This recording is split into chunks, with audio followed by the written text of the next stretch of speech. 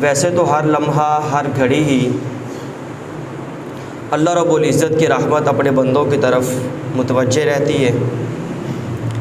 جب تک سورج مشرق کی بجائے مغرب سے طلوع نہیں ہو جاتا اس وقت تک توبہ کا دروازہ کھلا ہوا ہے۔ جس وقت، جس لمحے، جس گھڑی انسان چاہے وہ اپنے آپ کو اللہ رب العزت کی بارگاہ میں جھکا سکتا ہے۔ جس وقت انسان چاہے وہ اللہ رب العزت کی بارگاہ میں اپنے گناہوں کی معافی مانگ سکتا ہے، بخشش، مغفرت، رحمت اور ابدی نجات کی دعائیں کر سکتا ہے۔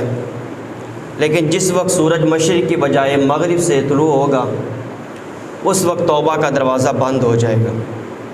ہر وقت، ہر لمحہ ہی اللہ رب العزت کی رحمت اپنے بندوں کی طرف متوجہ رہتی ہے۔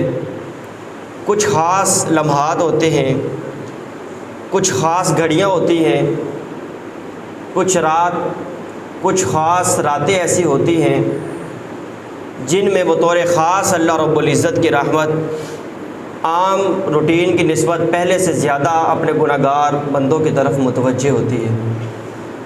ان میں سے ایک رات وہ آج کی رات ہے، شب براءت کی رات ہے۔ یہ رات بڑی برکت والی ہے، بڑی شان والی ہے، بڑی عظمت والی ہے۔ علماء کرام فرماتے ہیں، روایات میں آتا ہے کہ براءت کی رات کو جو آج ابھی آ رہی ہے، انسان کے نامہ اعمال جو ایک سال کا پورا حساب ہے وہ اللہ رب العزت کی بارگاہ میں پیش کیا جاتا ہے۔ اب آسان الفاظ میں یوں کہہ لیں کہ ایک رجسٹر جو ہے، ہم نے اپنا پورا سال کس طرح گزارا ہے، اللہ رب العزت کی عبادت اور بندگی میں گزارا ہے یا اللہ رب العزت کی نافرمانی میں گزارا ہے، جس طرح بھی ہم نے وہ گزشتہ سال گزارا ہے اس کا سارا حساب وہ اللہ رب العزت کی بارگاہ میں پیش کیا جاتا ہے۔ آنے والا جو حساب ہے، آنے والا جو رجسٹر ہے وہ فرشتوں کے سپرد کر دیا جاتا ہے۔ اب ہر انسان اس میں یہ سوچ سکتا ہے کہ میں نے اپنی زندگی کا یہ سال کس طرح گزارا ہے، میں نے اللہ رب العزت کی عبادت اور بندگی میں گزارا ہے یا میں نے ویسے اللہ رب العزت کی نافرمانی میں گزار دی ہے۔ اس پورے سال میں کتنی دفعہ مجھے اپنے گناہوں کی بخشش مانگنے کی توفیق ہوئی ہے اور کتنی دفعہ موقع ایسے آئے بخشش کے، لیکن میں دنیا میں اس قدر مصروف تھا کہ میں اپنے آپ کو اللہ رب العزت کی بارگاہ میں جھکا بھی نہیں سکا۔ ہر شخص، ہر انسان اس چیز کا اندازہ کر سکتا ہے، نہ مجھے بتانے کی ضرورت ہے، نہ کسی اور انسان کو احساس کروانے کی ضرورت ہے کہ آپ نے فلاں رات اس طرح گزاری ہے، فلاں دن اس طرح گزارا ہے۔ ہر انسان سوچ سکتا ہے کہ میں نے یہ سال کس طرح گزارا ہے، کس طرح میرا نامہ اعمال اللہ رب العزت کی بارگاہ میں پیش کیا جائے گا، کہ میرے سال کا اختتام کس طرح ہو رہا ہے نامہ اعمال کے حساب سے، اور نئے رجسٹر کا آغاز کس طرح ہو رہا ہے۔ آج رات جہاں ایک طرف اللہ رب العزت کی رحمت اپنے گناہ گار بندوں کی طرف متوجہ ہوتی ہے، جب اللہ رب العزت کی رحمت اس چیز کی آوازیں دے رہی ہوتی ہے کہ ہے کوئی بخشش کی دعا مانگنے والا، جب اللہ رب العزت کی رحمت اتنی قریب ہوتی ہے، اس وقت ہم خواب خرگوش میں مست ہوتے ہیں۔ اس وقت ہم اپنے بچوں کو آتش بازی کے لیے پیسے دے کر اپنی آخرت کو تباہ کر رہے ہوتے ہیں۔ ایک طرف اللہ رب العزت کی رحمت متوجہ ہے کوئی بخشش مانگنے والا، ادھر عوام کہہ رہی ہوتی ہے کہ ہمارے پاس تو بخشش کے لیے ٹائم ہی نہیں ہے۔ اللہ رب العزت کی رحمت دروازوں تک آتی ہے کوئی رزق مانگنے والا، کہ کوئی ایسا بندہ جس کے اوپر رزق کی تنگی ہے، وہ رزق کی فراخی چاہتا ہو۔ یہاں پر عوام ویسے دنیا کے اندر مصروف ہوتی ہے، اپنی رنگ ریلیاں منا رہی ہوتی ہے، دنیا کے ساتھ ساتھ اپنی آخرت کو بھی تباہ کر رہی ہوتی ہے۔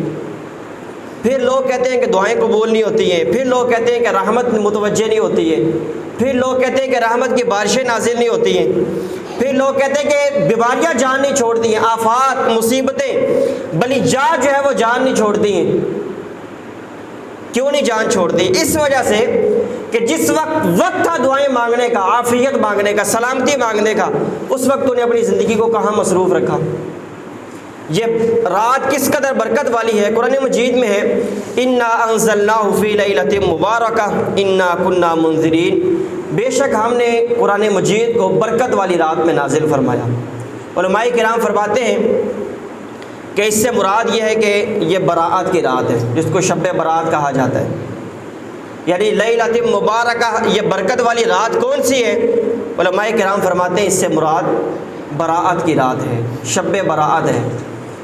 حدیث مبارکہ میں اس کے بارے میں بڑی واضح حدیث مبارکہ ہے، نبی کائنات صلی اللہ تعالی وسلم،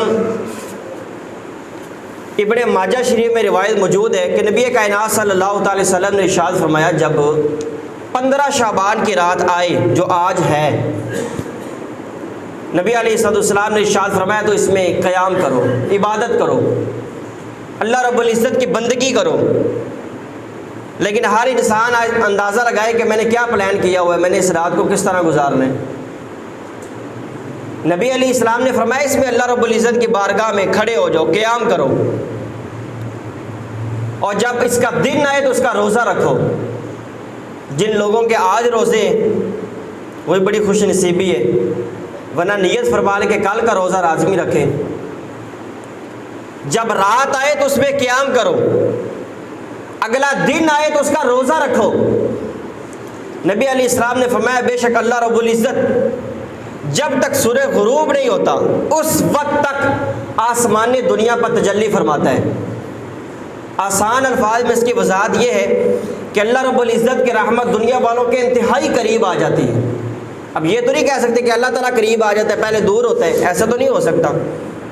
اللہ رب العزت تو اپنی شایان شان شارک سے بھی زیادہ قریب ہے۔ تو اللہ رب العزت کی رحمت اس دنیا میں بسنے والے انسانوں پر انتہائی قریب ہو جاتی ہے۔ پھر آگے کیا ہوتا ہے؟ اللہ تعالیٰ فرماتا ہے آسمان دنیا پر خاص تجلی فرماتا ہے، اور اللہ تعالیٰ فرماتا ہے کوئی مجھ سے مغفرت مانگنے والا؟ آج ہر بندہ ہی گناہ گار ہے، آپ میں سارے گناہ گار ہی تو ہیں۔ اللہ رب العزت فرماتا ہے کوئی مغفرت مانگنے والا کہ وہ مغفرت مانگے تو میں اسے بخشش کر دوں؟ ہے کوئی ایسا بندہ جو روزی کو طلب کرنے والا ہو تو میں اسے روزی عطا فرما دوں؟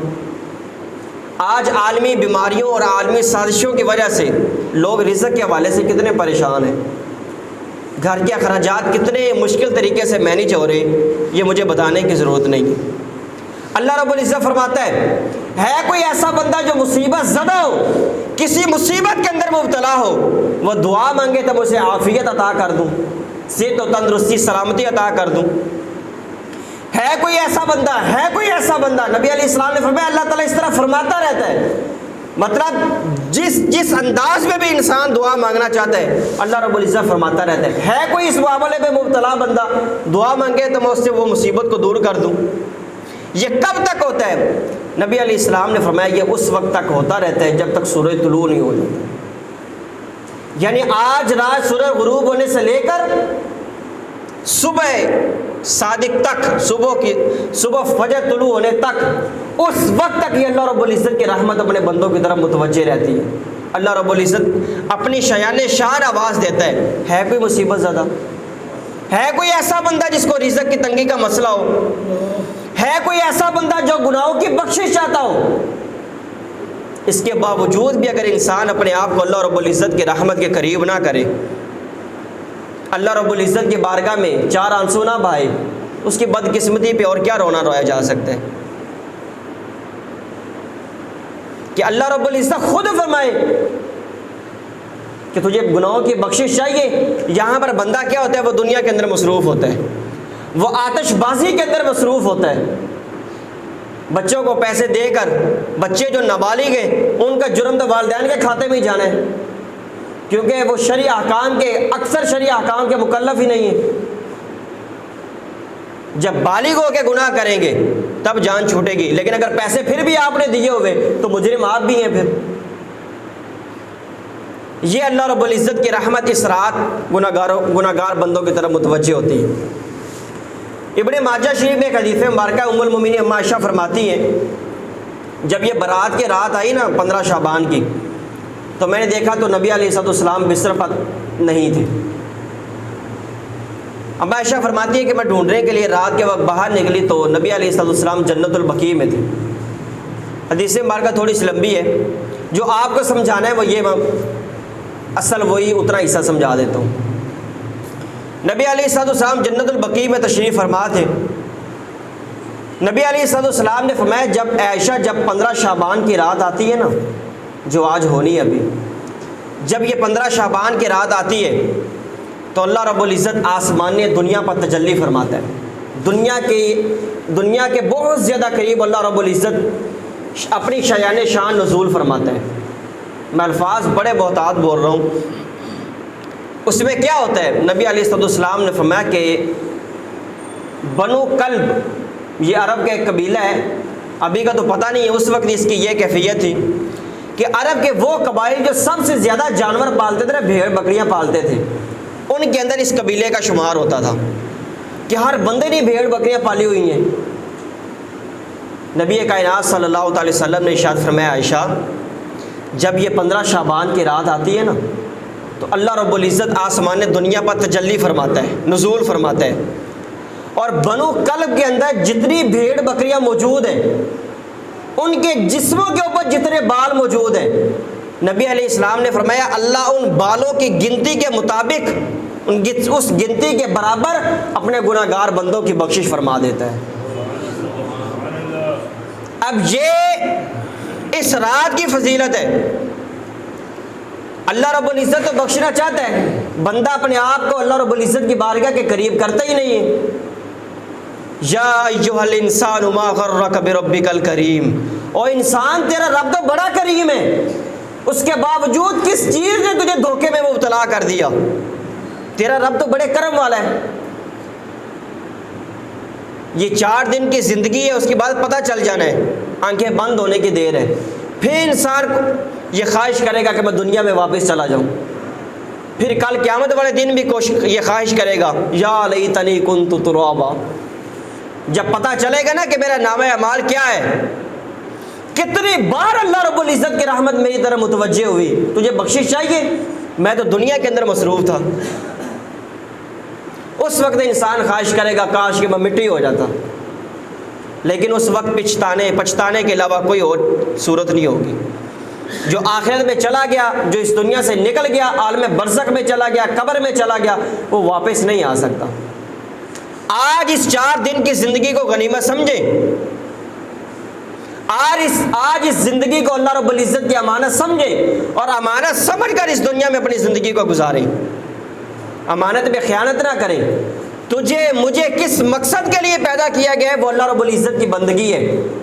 وما خلقت الجن والانس الا لیعبدون، ہمیں تو پیدا ہی عبادت اور بندگی کے لیے کیا گیا ہے، لیکن اس کے باوجود ہم اپنی زندگی کو کہاں گزار رہے ہیں؟